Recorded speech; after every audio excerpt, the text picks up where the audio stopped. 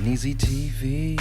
I've seen some crazy stuff in my apartment building back in the days. Now it's cool, but back in the days, it used to pop. Story time! Yo, I'll never forget, man. So I was sitting in my place, minding my own business. Then my neighbor inboxed me. Neighbor, oh my God, I think something happened to my neighbor next door. I said, which neighbor? She said, The one that parks all on the line, the one that parks all on the line in your parking lot. I said, yeah. And she was like, let me stop doing her voice. Let me stop. My throat is hurting. Anyway, so she was like, yo, I don't know. It's all kind of police out there. It's about 5 cops and I don't know what's going on. I said, well, hit the manager up, see what's going on. So she hit the manager back, hit him up, and then she hit me back and was like, oh my God, you're not going to believe this. I said, what happened? What you hear? What? She was like, I already heard them saying, well, the manager don't know, but I overheard the police saying that it may be a suicide. I said, oh no. Word. She was like, yeah. I said, yeah, keep ear hustling. Keep ear hustling. And I think actually I was doing a live. Now I remember I was doing a live. And I was telling everybody play by play I kept going back to the back window. Because if I looked out my back window, I'm on the first floor and the crime scene, whatever, or the situation, whatever, investigation or whatever, it was upstairs. And I can look diagonal up. And when I look diagonal up, every time it was a police officer sitting right there, bending, looking down, looking right at me. Every time.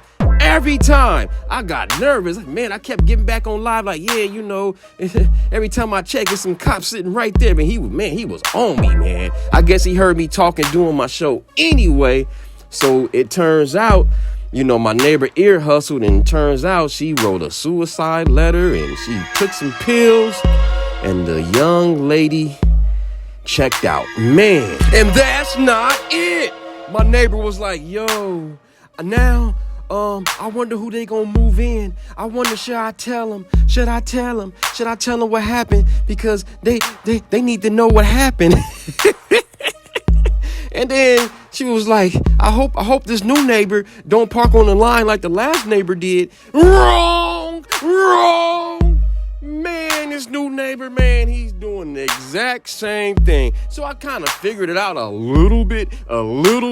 See, where they park is against the wall. So sometimes maybe optically on their right side, they may think they're going to scratch their car when they got a lot more inches to keep going to the right. So maybe that's why, cause this is like the second or third neighbor that been all on the damn line. And this is a new dude. You suck. And then I remember one day I'm sitting in my car. I finally got to see who this dude was. He was a little punk. And then he had the nerves to look at me and roll his eyes. How you gonna roll your eyes at me? I got more seniority, buddy. And that's not it. Dude, I'm at home, chilling, minding my business, flicking the channels, because I had to go to work. I remember that I was doing a swing shift between 3 to 11 p.m. 3 p.m. to 11 p.m. to your slow people in the back. What time was it again? Okay, I'm going to do military time, so some of you people that's in the military time. 1500 to, what is it? I forgot. 2300. Okay? Y'all got it? Cool. So all I heard was this noise was coming from the back of the building. I'm in the middle part of the building. This was in the back of the building, way in the back. I'm hearing like rumbling, like fighting. Somebody is fighting somebody. And all I heard was help. And then I heard the door slam. Boom. Then I heard somebody running. just boning out. Just I slammed the door. I got scared. Boom. Because I had my, you got two doors. You got the screen door and you got the wooden door. So I closed that wooden door. Boom. I didn't want them to know that I see them and they're going to come back and get me. I know the game. So I'm sitting there nervous, shaking, scared, man. I ain't hear nothing else for about another 10 minutes. So, I go to work. Do my 3 p.m. to 11 p.m.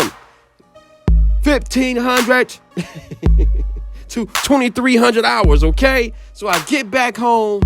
Dude, it's police everywhere. Oh, man, they checking everybody ID, see if they supposed to be in the building. Then they finally let you in the building. I get upstairs from the parking garage, man. All my neighbors are out. Everybody just out talking in different crowds. It's like 4 different crowds and people mumbling. And then you see a big old crime scene yellow tape by this apartment door. Woo! So I asked my neighbors, I said, man, what happened? They said, somebody came to that apartment right there and it was a professional hit.